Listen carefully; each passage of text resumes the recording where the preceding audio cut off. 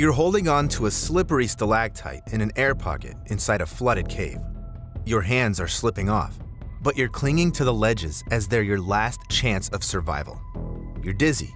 There's no air to breathe. Your vision goes dim. Then eventually, you pass out. And what do you think can happen after you decided to dive into the muddy waters of a scary, dark cave? I'd never do that, you might say, but some people engage in risky activities like this. They get their dose of adrenaline while exploring underwater tunnels and narrow restrictions. Yet this might be the last thing they'll feel in their life. So, what exactly can kill you during cave diving? A catfish. Just a giant catfish. As always, viewer discretion is advised. In 1992, in the waters of Nickajack Cave, located in Marion County, Tennessee, a man named David Gant saw a giant fish. He hit it with a spear, yet although wounded, the fish swam off into the darkness. Then, David decided to find his trophy, whatever the cost. But for this, he had to dive even deeper into the cave's waters, even though he was already in a forbidden area. Since 1980, Nickajack has been under the protection of the Tennessee Valley Authority. It's responsible for the safety of endangered Indiana bats that turned the cave into their home. So, the cave entrances were blocked with a fence. This didn't stop David, though, and before long, he and his friend entered its tunnels again. The cave is pretty large on the inside. The average ceiling height in Nickajack Cave is no less than 193 meters.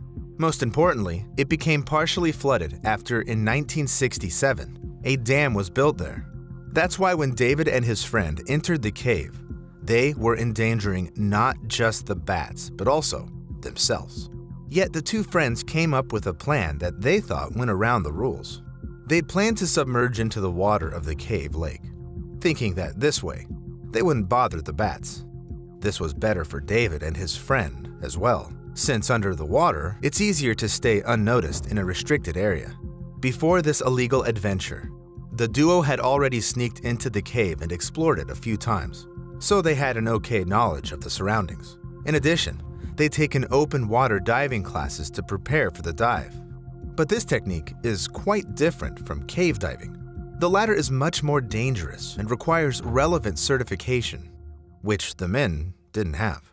Despite this, David and his friend put on their diving wetsuits, checked their oxygen tanks, and dived into the lake. Already submerged, they saw how dim the rays of their flashlights were in the muddy green water. The visibility in this lake was just a bit over a half a meter, and it was impossible for the men to see at least something and find their way through the surroundings. The catfish were also nowhere to be found, no matter how long the divers spent looking for it, and the air in their tanks started running out. Then, David signaled to his partner that it was time to surface. According to his calculations, upon surfacing, they were supposed to end up in the part of the cave with some air in it. But to their surprise, the only thing the divers found on the surface was rock. As it turned out, the men had gone too far and eventually got lost in the fully flooded passages. Then they dived again and started moving to the spot which they thought could be the exit. But they hit the rock wall once again. The two friends wanted to exchange gesture signals when suddenly they noticed they'd lost sight of each other in these muddy waters. In the end, the two of them swam in different directions. David's friend got exceptionally lucky. He accidentally made it to the air-filled exit right when the oxygen in his tank was running out. Meanwhile, David's situation was getting increasingly critical. Eventually, he also ended up in some air pocket, but it was very deep in the cave. At the same time, David's friend was waiting for him by the exit. He waited for 10 minutes, for an hour, for the entire night. In the morning, he decided to call for help. The Tennessee Valley Authority Security Service and many diving teams arrived at the site. After assessing the situation, they decided David was most likely already dead of hypoxia, which means oxygen deficiency. So the rescuers were sure their task was to find the dead body. Yet this task also proved to be out of their range, since none of the divers present had cave diving certification. Rescue teams with certified professionals refused to enter Nickajack Cave because it was too risky given the fact that David was most likely already dead. But they were wrong. At the time, David was still in an air pocket deep in the cave.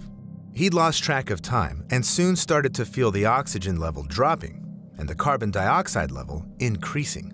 Suddenly, when David was barely holding on, he saw a bright light in front of him and heard some voices. Then he saw two shining silhouettes asking him to come with them. And then David realized his soul had left his body, and it was time for him to go to heaven. At that time, the Tennessee Valley Authority had to allocate a few $1,000s to lower the water level in the cave. Only after this were two rescuers able to enter the depths. The way in was really difficult, and already in the cave, the rescuers understood why all other teams refused to go in there.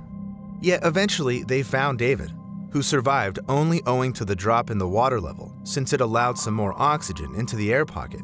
Civil defense representatives from the Federal Emergency Management Agency got hold of the man and took him to the exit. The victim was in a terrible state, hallucinated, and called the rescue squad angels. Already on the ground, after regaining consciousness, David found out he'd spent 17 hours in his lonely trap. Yet, although everything was all right in the end, we must remember that one troublemaker obsessed with a giant catfish could have hurt both his friend and the rescuers. Is a whim like this worth it?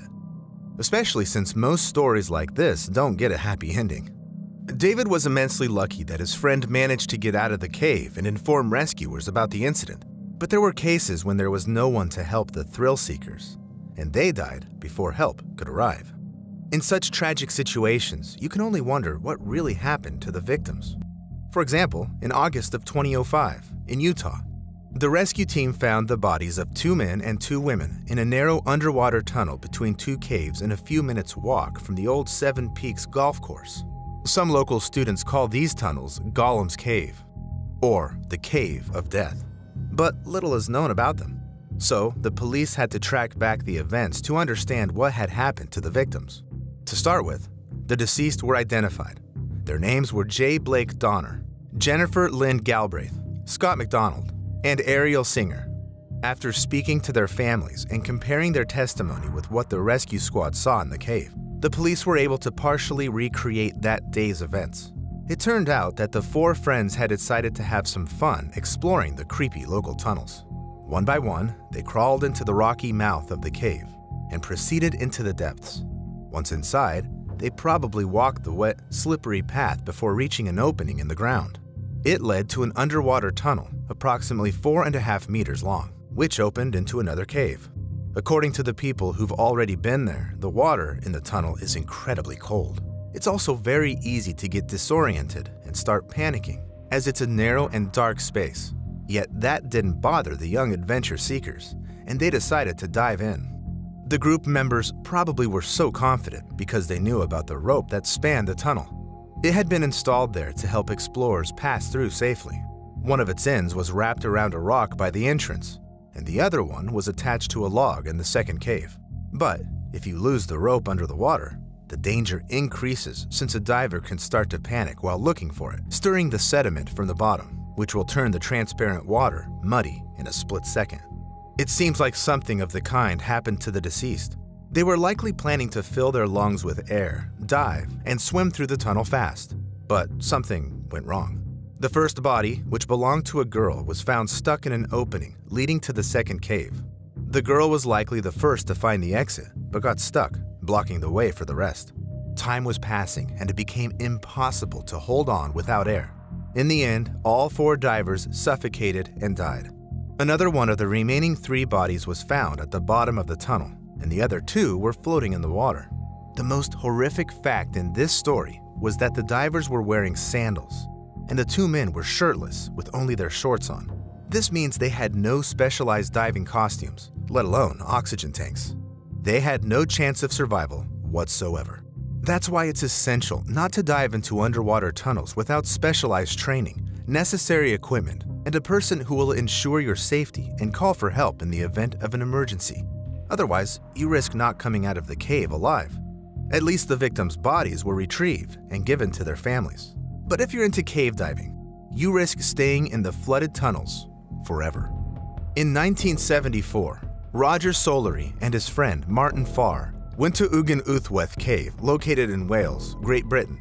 Its exploration started back in 1949, and 8 years later, members of the Hereford Caving Club cracked the boulder, blocking the entrance to the main part of the cave.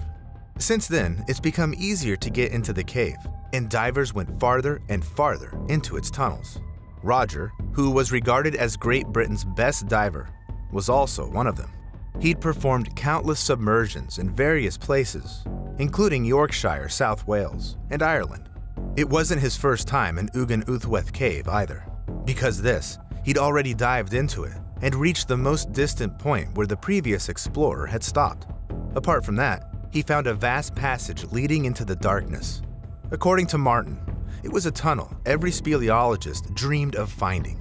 Sadly, he was unable to continue his exploration as there wasn't enough air in his tanks at the moment. That's why he decided to return there again with a friend. So, on Saturday, June 15th, he and Martyn revisited the cave and started checking everything they needed for the dive. 3 air tanks for each of them, special shoes, and 2 reels of fishing line to pave the way without getting lost. Roger went in first and Martyn followed him. The exploration was going pretty well, but when the divers reached the 4th sump in the cave, they came up against problems. Roger couldn't keep advancing due to a headache, yet being an experienced diver, he immediately understood what was going on. The discomfort concentrated in his paranasal sinuses. They are air-filled cavities in the skull bones connected with the nasal cavity. They often act up during deep dives as the pressure exerted on you increases under the water. Then Martyn gave his friend a signal to go back up since it's best not to joke around with things like this. But Roger was full of determination to continue the exploration, and he decided to endure through this. Yet at a depth of 15 to 18 meters, Martyn saw how fast the air was running out, and knowing that Roger had even less air left in his tanks, he hurried to the place where an air pocket was supposed to be. He kept going up, but at a depth of approximately 1 meter below the water's surface, Martyn saw that, for some reason, there was no air pocket there.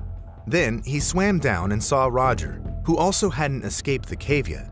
Martyn gave him a sign that they needed to get out as fast as possible and made for the tunnel that led to the exit. He waited for his friend there, but the man took very long. Then Martyn dived back into the cave, hoping to find Roger, and started moving along the safety rope.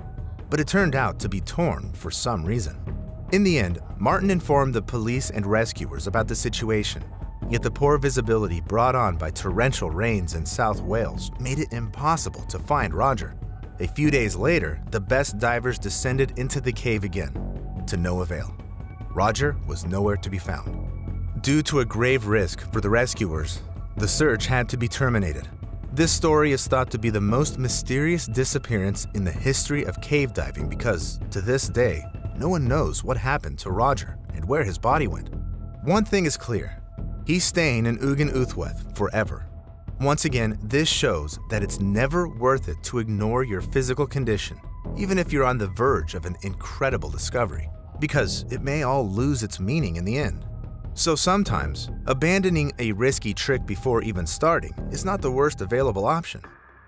Divers from all over the world dream of coming to Laguna El Dudu in Cabrera, since it's one of the best nature sites of the Dominican Republic. Here, in a remote coastal area, you can find the underwater mazes. It's a challenge for the best divers. That's why in 2019, 2 professional divers from Italy, Carlos Basso and Carlos Barbieri, decided to dive into them as well. After diving and passing through a few narrow passages, the men saw incredible beauty right before their eyes. The giant tunnel was full of rocky columns, stalagmites, and stalactites. Having enjoyed the sight of these natural wonders, they moved on to the next flooded room, which was supposed to have an air pocket. To reach the end of the cave, they'd have to swim for around 40 minutes. Apart from that, closer to the exit, in the tunnels that weren't fully submerged, there were many bats, tarantulas, scorpions, and snakes. Yet the 2 friends were intimidated neither by the dangerous animals nor by the long and exhausting journey. The divers started their submersion in the morning, but for some reason didn't come back up to the surface by midday. Upon learning about this, Philip Lehman, Vice President of the Speleological Society of the Dominican Republic, became worried on behalf of the foreigners and asked his colleague, Angel Compres, for help, and he agreed to go to El Dudu and look for the lost divers together. But at the time, no one knew in which part of the cave system they might be found. The first thing Lehman and Compress noticed was that the mud got stirred in the water, stopping them from seeing anything around them. This complicated their search, but was also a hint. It pointed to the divers having been here and stirred the mud from the bottom with their movement, since every professional knows that to avoid this, you need to swim slowly and carefully. It's possible to deduce that something had happened to the divers and made them move quickly and chaotically. Then, the search team started using this as a landmark, walking the path of stirred sediment. They finally found a narrow restriction. Yet, due to poor visibility, the divers were only found a few days later. Both of them were already dead. Their corpses were stuck in the narrow tunnels of the cave. They must have been frantically trying to find the exit to the surface as their air was running out. Carlos Basso was so stuck that the team was unable to get him out. It's known that before their trip, one Italian instructor who knew about the divers' intentions reportedly reproached them, saying they should give more thought to the necessary preparations. Basso replied that the instructor couldn't teach him anything he didn't already know. That's a shame, because the most important detail in this story is that being an experienced diver with a name isn't enough to submerge into this cave. You need the relevant certification. Yet the two friends only had self-confidence, and it played a bad joke on them. It would seem like most victims of underwater diving died precisely because this activity is reserved for the most skilled and resilient individuals. For example, for people like Natalia Molchavona, she has over 40 world records and is the first woman in the world to overcome the 100-meter mark in a depth dive with no oxygen tank, just holding her breath. She was also the first woman to hold her breath for over 9 minutes. But one time, she was diving by the coast of Spain, giving lessons to a client. Suddenly, she dived and never came back. She died of simply suffocating and drowning, and it happened in the open water, not in some deep, narrow cave tunnel. So one may never know where they'll meet their death. Yet it's well known that if you're into risky activities like this, the odds are much higher. Would you dare to go diving? And do you have any kind of training? For instance, for how long can you hold your breath? I can hold mine for around 40 seconds. How about you? Write me in the comments. Also, subscribe to my channel to find out what other risks fate may send your way.